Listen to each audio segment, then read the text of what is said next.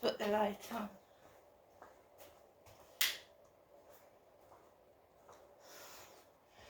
Good morning guys, my name is Crystal and welcome to my YouTube channel. If you like my videos, please smash that like button, please do subscribe. I'm here in my flat in Rochester. Good morning. It is Tuesday morning. The sun's not out, I'm afraid. It was a bit nippy this morning. It's a bit dull and dreary today. Alexa, good morning. Good morning. Earth date, March 26th. Captain's log. This day in 1931 saw the birth of Leonard Nimoy, actor, musician, and the finest first officer a starship could wish for. Alexa, what's the time, please? Good morning, Crystal. It's 8:11 a.m. Alexa, what's the date today? Alexa, the date. It's Tuesday, the 26th of March. Alexa, what's the weather outlook? In Rochester, it's 9 degrees Celsius with mostly sunny skies. Today, you can expect showers, with a high of 12 degrees and a low of 5 degrees. Alexa, can you tell me a joke? Knock knock. Who's there? Isabel. Isabel who? Isabel not working. I rang 4 times before I knocked. And Alexa, whose birthday is it today? Alexa, whose birthday is it today? Today's famous birthdays include British film director Jonathan Glazer, 18th and current United States Secretary of Transportation and 24th United States Secretary of Labor Elaine Chao, American stand-up comedian Ronnie Youssef, British actress Keira Knightley, and Speaker of the United States House of Representatives Nancy Pelosi. Right, like I said, it's Tuesday morning. Good morning. Not a lot to say today, really. I spent yesterday by myself, just watching a load of TV in the evening, television. My mum rang in the evening. I took Max out for a walk. I really told you what happened. My mum tells me she can hardly walk and there's joggers everywhere. Joggers all over the place. I've just, in the morning now, because I have high cholesterol, I'm exercising. And I'm also looking for foods that lower cholesterol rather than resort to statins. Yeah, I have high cholesterol and I'm waiting for a doctor to get back to me, or a clinician, whatever they call them, in April to discuss whether or not I need to go on statins. And then I've got another call about the pelvic scan.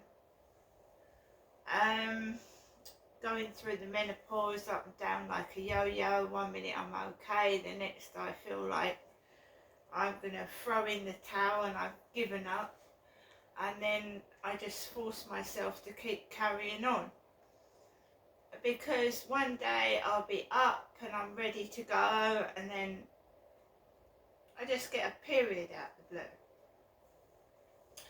And along with the period comes the pain, the bloatedness, the miserable feeling, the premenstrual tension and the misery. You know, I started my periods when I was about 14, and they were nothing but a burden. The pain, the misery that took up 2 weeks in every month. And so when they just went for almost a year, I was so relieved.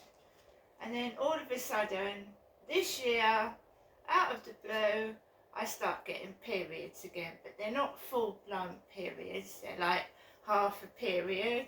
And then I go 2 weeks, and then I've got another half of a period.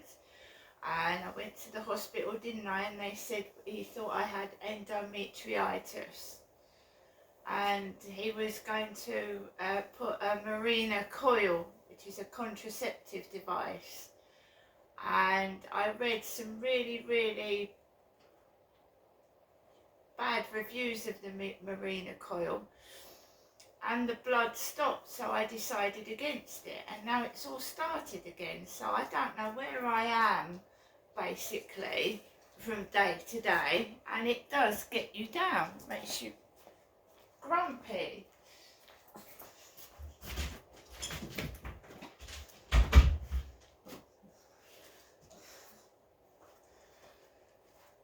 So I try to inspire other women to, like, you know, the pain, yes it hurts, but just a tiny bit of exercise can alleviate pain and distract you from it. And sometimes even I have to exercise sat down in my chair.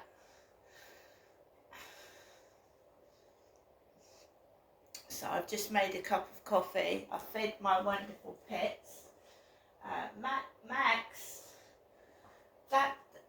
is the right size dog for me.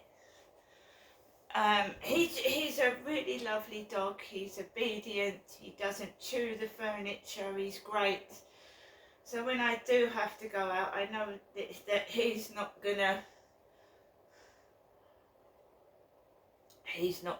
to be disruptive. The only problem now is I've got a naughty cat, and he's Ginger, and his name is Harry, and every morning he wakes me up by doing something naughty or the other, or he irritates my older cat, and he's inquisitive. He gets stuck in cupboards, he goes and tries to get in the drawers, anything that dangles he pulls down. He just gets himself in silly situations, and to be honest, I have never had a cat like it. I did have a ginger cat at one of my old addresses, and he was no way, I had him from a kitten, and he was no way, this cat jumps, and I mean he jumps. I don't mean he just jumps on the table, he jumps on a chair. He can jump almost up to the ceiling. And he was holding on to something. It was like something out of a comedy show or a cartoon.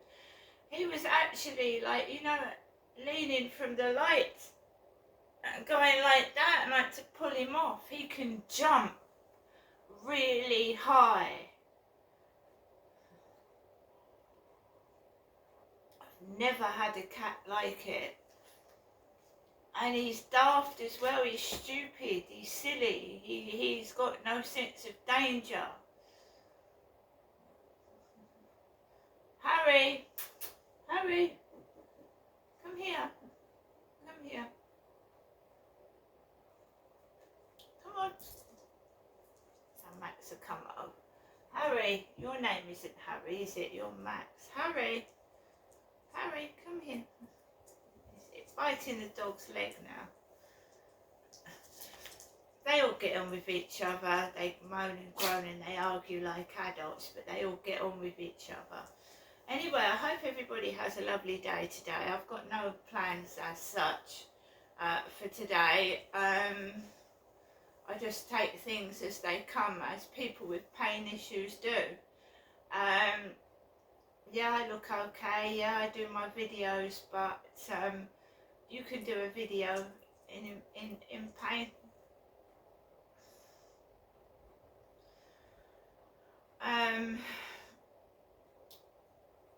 The menopause is giving me mental health issues. It really is, because last year I felt great, and now I don't know where I am at all with my body. It doesn't feel like my body, if you know what I mean. It feels like, what the hell's going on? That's why I'm trying to lose weight and tighten up the muscles and get rid of the flab, and hope that that helps with some of these issues that I'm experiencing. as for the mental health side, I have to keep saying to myself, Crystal, you're going through the menopause. You know, you wouldn't normally think like that. And you know, sometimes I can't find my keys, and I get all irritated and I get all distressed over losing my keys. And I know it's brain fog due to the menopause, and then I'll put something away and I can't find it, I can't see it. I'm getting all frustrated and miserable over a set of keys I can't find. So, you know, the menopause can be very distressing, and sometimes HRT doesn't work, or it causes side effects like massive headaches. I mean, you know what it's like, you're raring to go.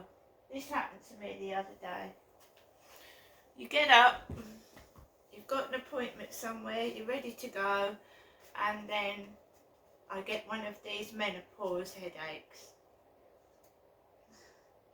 And they just come out of the blue from nowhere, so go outside, I feel absolutely fantastic, and then I go out and one of these menopausal headaches happens, and it feels like you're being electrocuted, it feels like you're going to die, you go numb, it feels like lightning has struck inside my head, and then I'm fucked for the rest of the day. I can't go out anywhere because I can't see, and my arm's numb, so I just have to stay indoors. I'm locked in a prison, a menopausal prison. I get up in the morning and my body doesn't feel like my body, so I don't want to go outside. I should push myself outside, and then I just feel awful, like shit, and I have to come back indoors and not hide, but I just feel awful. I just want the periods to stop completely so that I can carry on with my life. When I had periods, I was in pain for 2 weeks every month. 2 weeks. Having to wear black trousers, thick trousers, not being able to be a woman, you know, and I was sick of it. And I'd been to doctors previously, although nothing was offered at all. And now I'm just being fobbed off with fucking phone calls. And what can you do over the phone? I really don't know anyway, that's enough. Alexa, LBC Radio. LBC London from Global Player.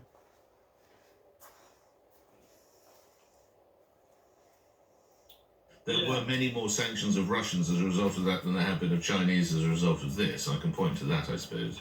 Yeah, it's true, but I absolutely think that it's got to get to a point where it's sanctions or more than sanctions to show them that you can't do this. If you continue to do this, then obviously it's going to have serious repercussions on trade and otherwise, etc. And no one wants that. So make a choice. I know that it's a bigger picture than that, and a lot of things happen in the background that are not public information, but it just sounds to be that we are very weak on two things, actually. One is the sanctions, and two, our own defences. The ESET guy was absolutely right. I work with ESET products, and they're brilliant, and we know what happens in these companies. A third of my job every day is practically only security, and I'm amazed that our government cannot secure our systems well enough. Lastly, jobs. We haven't touched on that. If you were one of the thousands of people looking for work in the West Midlands and you heard that a Chinese company is looking to build an electric car battery plant offering thousands of jobs, again, do we have to take that on board? Yeah, absolutely. It's up to our government to govern correctly, set policy and enforce it. And I just don't think they're doing it properly. And it's causing problems for everybody, including those people who would take those jobs and those companies that are coming in to provide them. Trevor, good luck at work today. Thank you for your input. John in Wallington, friend or foe, how do you see it? Good morning. morning, Nick, they are most definitely a foe. Most What about all definitely. the jobs they provide and the money they provide? Yeah, but you balance that out with the threat that they pose. I mean, They've got your voting details. Does it bother you? Well, it does. Why should they have it? Well, they shouldn't have it, but if they're providing loads of jobs and loads of cash, do we not balance it? Well, I'm more concerned with their military build-up, Nick, to be Okay, honest. right. And Xi Jinping is not the mild-mannered, smiling chap that you see at UNGA when he addresses a domestic Chinese audience. No. He talks in terms of crushing the head of anyone that stands in the way of China's expansion plan. Well, they're almost certainly going to try and move on Taiwan before the end of the century, before the end of the decade, I would have thought. And they're forging ever closer ties with Iran in the Middle East. Yes. They carried out joint naval drills with the Russian Navy and the Iranian Navy in the Gulf of Oman. So, with that sort of intent, do you think they give a flying fig about sanctions? Probably not. They look to me like they're gearing up to go to war with the West, along with their allies, Russia and Iran. So what should the UK's response be? Just get ready. Be prepared for it. And if they want to fight, we have to show that we will stand by our allies. We will not abandon them. And what's happening to Israel is an utter disgrace. It's a betrayal. Sorry, you mean the UN Security Council vote last night? Is that what you mean? Yes. You want the killing to go on? No. I want us to stand by Israel. But we have stood by Israel. We've said it has every right to defend itself. But you're talking about them being isolated. If that's not being on your own, what is? All right, okay. Merging the two stories, John, together. Thank you. We'll get more views in on both of those now. As a result, I'm sure 8:26 is the time. Let's go to matters back here and that horrific story that played out in Nottingham last year. And now the mother of one of triple killer Valdo Calacane's victims has joined calls for the government to overhaul murder laws. Now, you'll hear from Emma Webber, mother of Barnaby Webber, who was one of the victims, in a moment. You've heard her on the show before. And I've also spoken with James Amadi Kumar, the brother of Grace, who was another of the victims. This is what he told me in January about the issues he and his family had with the Calacane's manslaughter conviction. We were convinced, after watching the CCTV timeline in court, he was okay on the day. It's not like he was walking around knots with his trousers around his ankles. And we think that the job of the psychiatrist has been them fitting his diagnosis to the events that happened on 13th of June. And we're not convinced that during those 2 minutes that he was attacking Grace, Barnaby and Ian combined, that he was suffering from acute paranoid schizophrenia. Let's turn to Emma Webber, who's the mother of Barnaby, joining me now. Good to have you on again. Thank you. Now, you'll know the CPS, the Crown Prosecution Service, says prosecutors were right to accept that plea of manslaughter. How do you respond to their findings? Good morning. Yeah. Hi. Morning, Nick. Nice to talk to you again. It's disappointed, but not entirely unexpected. As you said at the top of the piece, the laws in this country really need changing. You've got two options at the moment. You know, with a murderer, you're a murderer, or it was manslaughter. There's nothing in between, and you know we've never disputed the fact that Calacane is seriously mentally unwell, but alongside sort of James' very mature instinct and insight that you've just played, you know, he knew what he was doing. He knew that it was wrong and he did it anyway. That's even written in all of the reports. And, you know, he planned, he plotted, he had a rucksack full of weapons, and he went back to make sure that Barney was fully dead. He was so frenzied his attack. So, you know, this is not somebody in a sudden acute psychosis. This is somebody who has, you know, he was diagnosed in 2019 and completed a degree in 2022. So, you know, we have very real concerns, and we feel that the report yesterday was thorough. It was a report, it was a review, but it wasn't challenging or questioning in any way. But what it did show is, as I think Anthony Rogers himself said, it's the law in this country does need to be looked at. What do you think needs to happen next? Well, I think, we've got so much happening next because, as has been widely reported, we have some very, very serious concerns with regards to the obvious failings of Nottinghamshire police force in contact prior, the missed opportunities, and also the way they conducted their investigation, and the recent police misconduct issues that came to light very late. So that's one thing. We need to get that looked at. The whole investigation is wrong. But when it comes back to the law, when it comes back to protecting the public in the future, I think we were quoted yesterday the 2006 Law Commission recommendations that were thrown out by the government. That law would change the murder from just murder to manslaughter. It would bring in, similar to other countries, a second-degree murder option, which would have stood in this case, and Callaghan would have rightly been charged for murder, and he would have received a penal element. As it stands, he's just a patient. In a hospital, admittedly a very dangerous patient, but you know there's no punishment in what this person on his loose term has done, and so of course we aren't vindicated by that in any way. Lastly, to folk listening now, possibly mothers such as yourself or dads like me, they might be thinking, why does this poor woman continue to put herself through this? It is an utter tragedy what happened to her. Smashing that up in Nottingham. All that's happening is, I would imagine, you are reawakening, you are stirring up the grief and the rawness of loss. They would ask, why are you doing it? So, Emma, why are you doing it? Why are you doing it? Well, that's simple. It's two words. It's Barnaby Webber. He's my son. He did nothing wrong. Grace didn't. Ian didn't.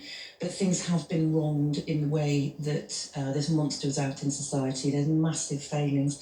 And if we don't continue to fight for appropriate justice and change, then who's going to? And it's going to happen again. And you're right, we don't relish this. It's trauma upon trauma upon trauma. But, you know, we're thankful for the huge public support that we've had, and we're thankful for the media supporting us too. And we always sense check ourselves to make sure, you know, we're doing this for the right reason, or we're doing it because we're grief-stricken. But we're doing it for Barnaby, we're doing it for Grace, we're doing it for Ian, and we are doing it to make sure this can't happen again. Well, honestly, the determination and passion in your voice, very courageous. Emma Webber, can I say I always enjoy speaking with you? I wish I didn't have to, but it's tremendous what you bring to this debate. You are, of course, the mum, and always will be, of Barnaby Webber. We'll come back to China. I'm asking, are they friend or foe? A rather muted response from the British